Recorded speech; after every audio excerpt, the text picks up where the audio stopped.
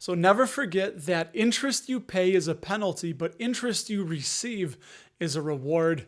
What's up? I'm Russ. This is Dapper Dividends. Thanks for swinging on by the channel and investing a little bit of your time with me. We're talking about debt today. Why debt is an emergency. If you have it, get rid of it. Stay allergic to it. Treat it like the plague. Treat it like a bad friend. Don't go near it if you don't have to. The average credit card interest rate is about 13 to 18%. And over the life of the market, the average return is about 8%. So there's the paying 13 to 18% versus receiving 8%, which is why, because the 13 to 18 is much bigger than the 8, you're going to want to pay off that debt as quickly as possible. I don't agree with Dave Ramsey on a lot of things, but his debt snowball, I think, is perfect. What the debt snowball is, very simply, you pay the minimum to all of your debts, but the smallest dollar amount out of all of them, you're going to pay more to and get that done, knocked out, and out of your life as quickly as possible. And what this does is it's a psychological motivating factor because you will be building momentum. So you knock out the smallest one, pay it off, and then go to your next smallest, all the while making the minimum payments to all the other debts that you have. And you'll do this until you are left with just mortgage debt, which brings us to the next topic. Do you pay off your mortgage or do you invest that money? So this is a really hot topic. It's not a one-size-fits-all solution. There is no one-size-fits-all answer.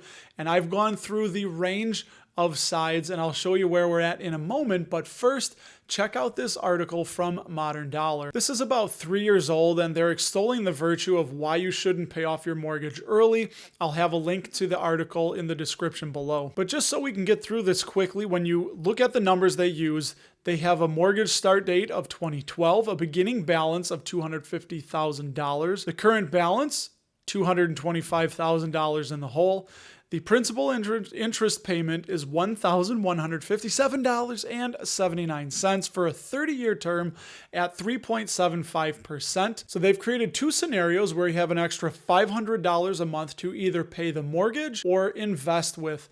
They're going to run through three different examples of a 4% interest return in the market, a 6%, and an 8%. We're going to fast forward to the 8% because that is about the average return that you can expect by investing in the market. Now, the way that this chart works is that you would have paid your mortgage off about 10 years early with an extra $500 a month. So what does that look like if you paid an extra $500 a month to pay that mortgage off 10 years early, and then at that 10-year mark, you started investing everything that you were putting toward the mortgage? In 2042, you'd have an investment balance of $475,513 versus $314,095 if you waited to invest until the mortgage was paid off. And remember, in this example, we're paying off the mortgage about 10 years early. That right there is the opportunity cost of $161,418, and they're not even factoring in the mortgage interest deduction here in the United States. This is really, really important to know.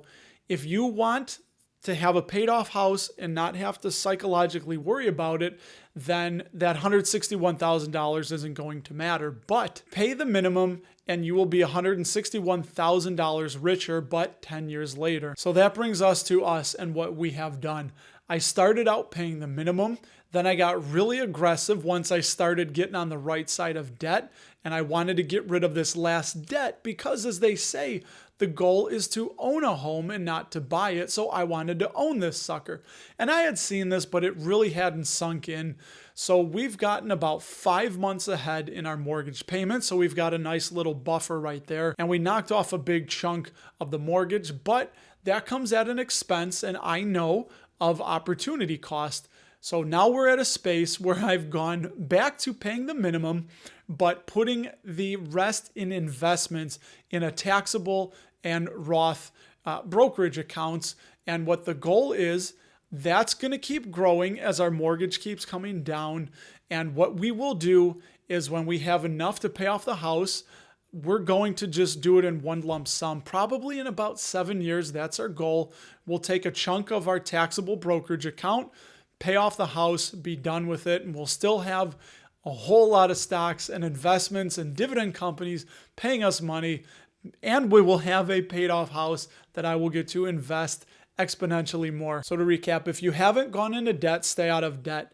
Pay off all of your debts, especially high interest debts, until you just have a mortgage left.